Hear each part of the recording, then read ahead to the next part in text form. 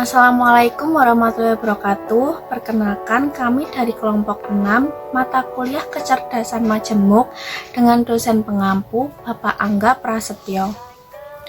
Anggota kami terdiri dari 6 kelompok. Yang pertama saya sendiri, Ovelia Chandra Pertiwi, Alkansa Sabila Haq, Haniato Masruroh, Yasinta Alifah Zamzami, dan Laila Nur Azizah.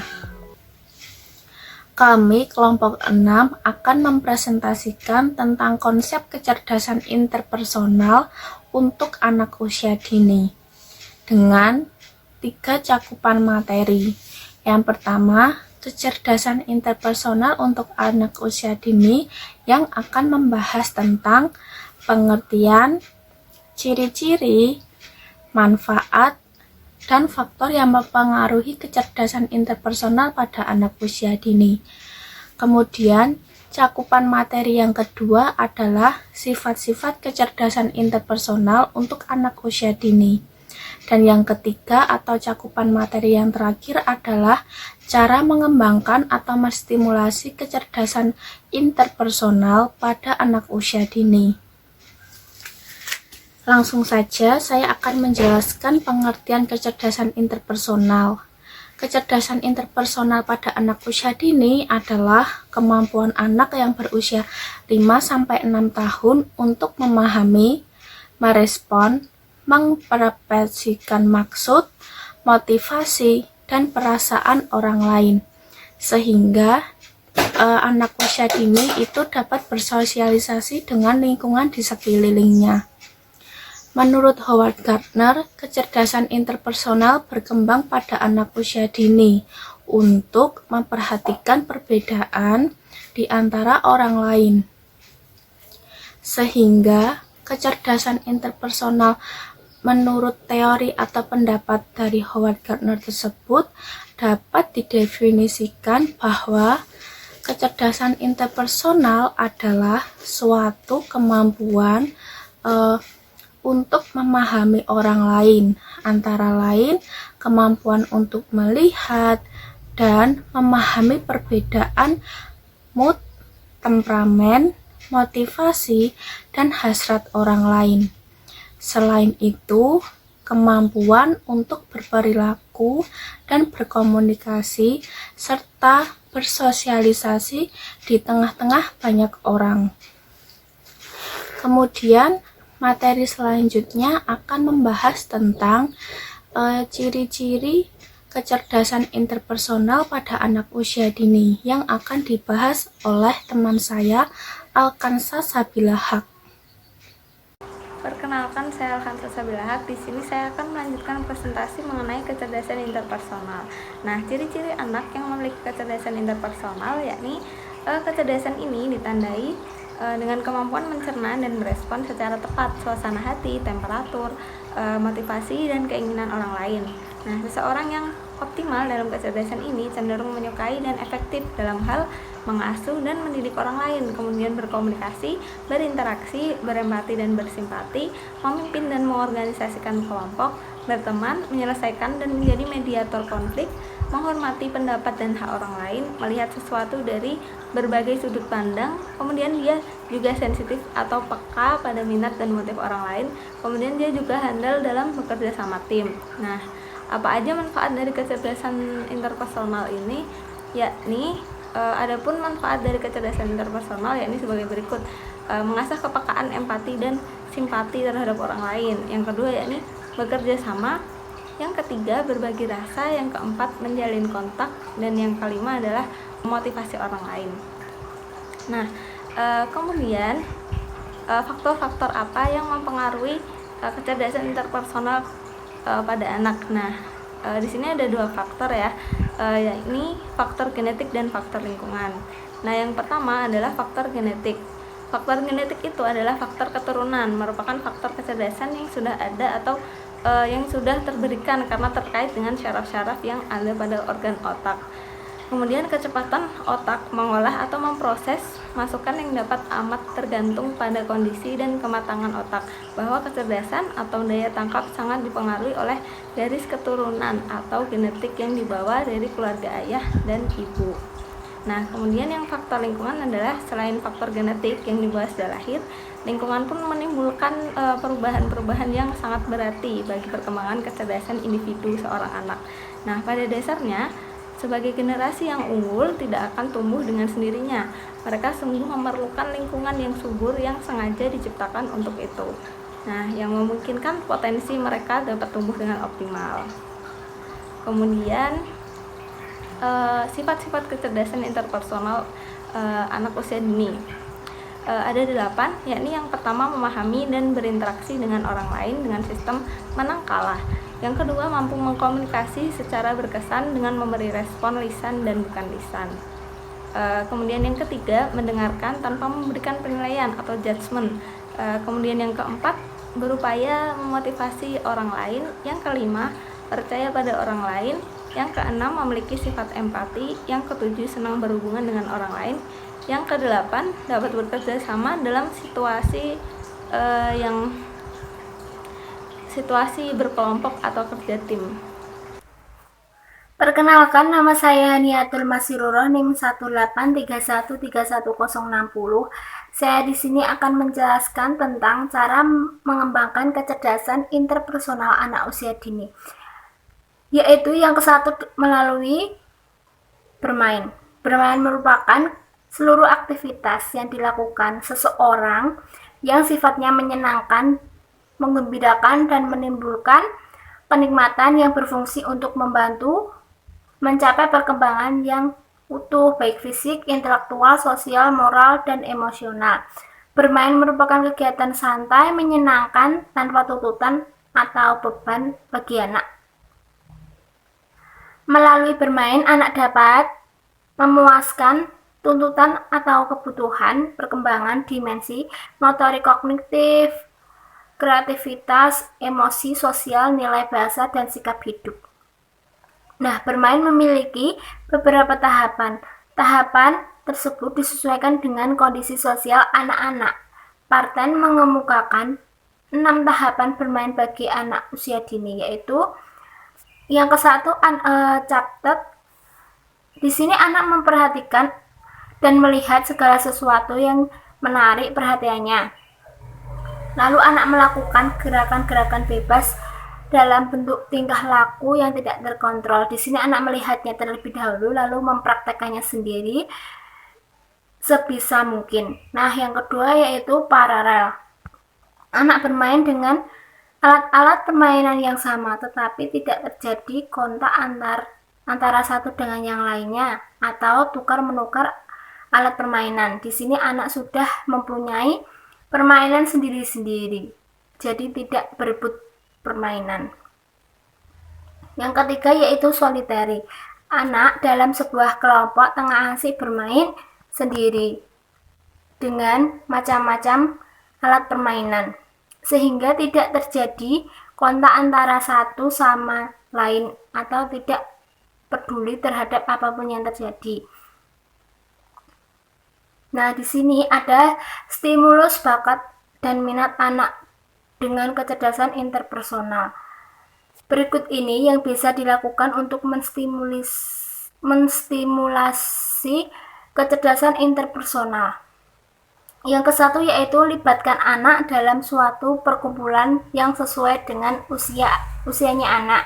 Anak dapat dilibatkan dalam suatu perkumpulan yang sesuai dengan usianya. Misalnya, klub sepak bola bagi anak laki-laki, sanggar bagi anak perempuan, atau klub tari, dan lain sebagainya. Yang kedua yaitu motivasi anak untuk membentuk kelompok belajar. Kelompok belajar dapat menjadi salah satu fasilitas bagi anak untuk berbagi berbagai macam hal, khususnya yang berhubungan pelajaran sekolah. Yang ketiga, ajak anak ke acara yang melibatkan banyak orang. Nah, ajak anak ke acara bakti sosial untuk menunjukkan makna kepedulian terhadap orang lain. Ajak anak untuk berinteraksi dengan orang-orang di sekitarnya. Yang keempat yaitu berikan permainan yang bersifat interaktif, dua arah. Saat ini, banyak permainan komputer yang sifatnya interaktif dan memberikan respon ketika dimainkan, sehingga anak dapat belajar bagaimana harus bereaksi terhadap respon dari permainan tersebut. Yang kelima, ajarkan pada anak untuk berkenalan dengan setiap orang baru. Anak akan belajar untuk memulai berinteraksi dengan orang lain, baik yang lebih tua, lebih muda, atau sebaya dengannya, supaya anak terbiasa berbicara. Nah, di sini ada lanjutan cara mengembangkan kecerdasan interpersonal anak usia dini, yaitu yang keempat, asosiatif. Anak bermain bersama saling pinjam alat permainan. Tetapi permainan itu tidak mengarah pada satu tujuan. Tidak ada pembagian peran dan pembagian alat main. Yang kelima yaitu unlocker. Anak melihat dan memperhatikan serta melakukan komunikasi dengan anak-anak lain, namun tidak ikut terlibat dalam aktivitas bermain yang tengah terjadi. Nah, yang keenam yaitu kooperatif. Anak-anak bermain dalam kelompok yang terorganisir dengan kegiatan-kegiatan yang konstruktif dan membuat sesuatu yang nyata, di mana setiap anak mempunyai pembagian peran sendiri. Pada tahap bermain jenis kooperatif terdapat satu atau dua anak yang bertugas sebagai pemimpin atau pengarah jalannya permainan, yang disebut dengan biasanya bermain drama.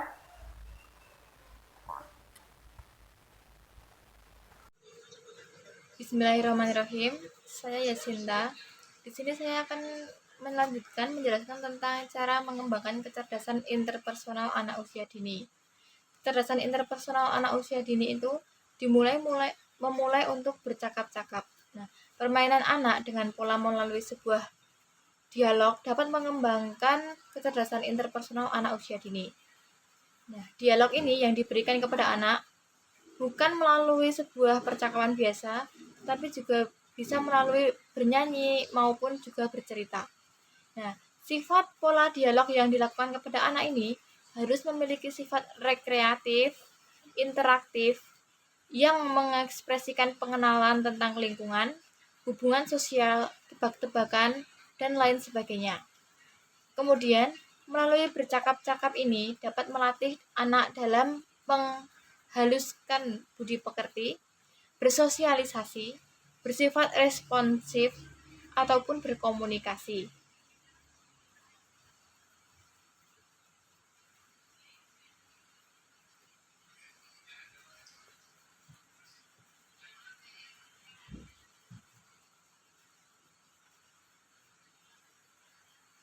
Selanjutnya, cara mengembangkan kecerdasan interpersonal anak usia dini melalui mengerjakan proyek. Nah, kegiatan proyek ini sangat disarankan oleh Bredikam dan Koppel. Tujuan dari kegiatan mengerjakan proyek ini adalah untuk mengembangkan kemampuan anak mengorganisasikan teman sebayanya melalui kegiatan merencanakan dan melaksanakan suatu proyek. Kegiatan proyek ini sangat disarankan agar anak diberi kesempatan merancang kegiatan bermain untuk mempelajari sesuatu secara bersama-sama.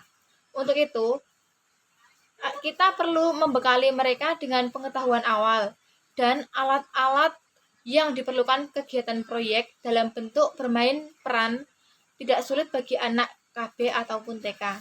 Sebaiknya untuk anak PAUD perlu adanya suatu bimbingan baik dari guru maupun orang tuanya.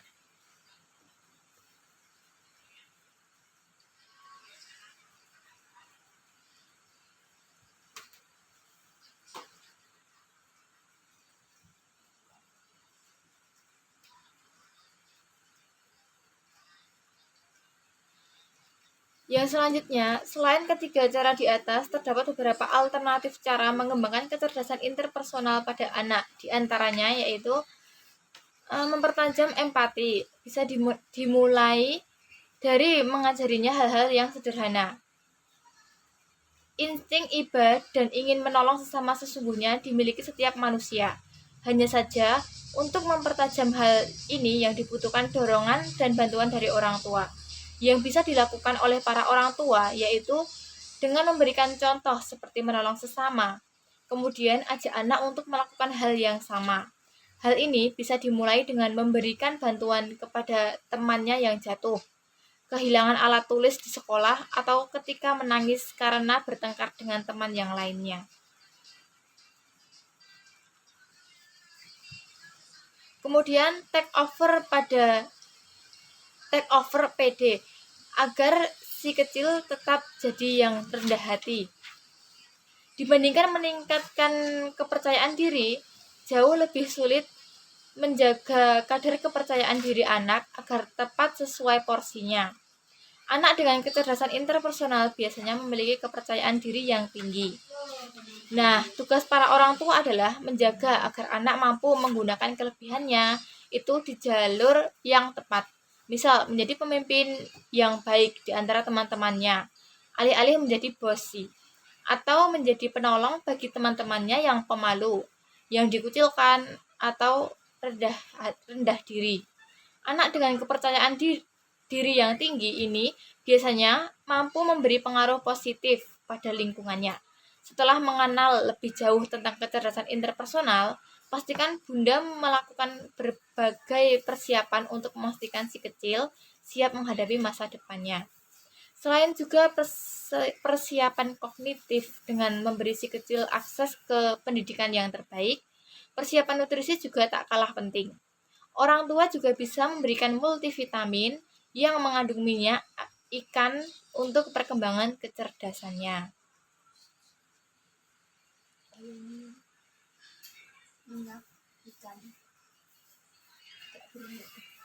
Kemudian boleh marah, tapi harus tahu cara kelola emosi yang baik. Anak tentu butuh latihan agar ia bisa mengelola emosinya dengan baik.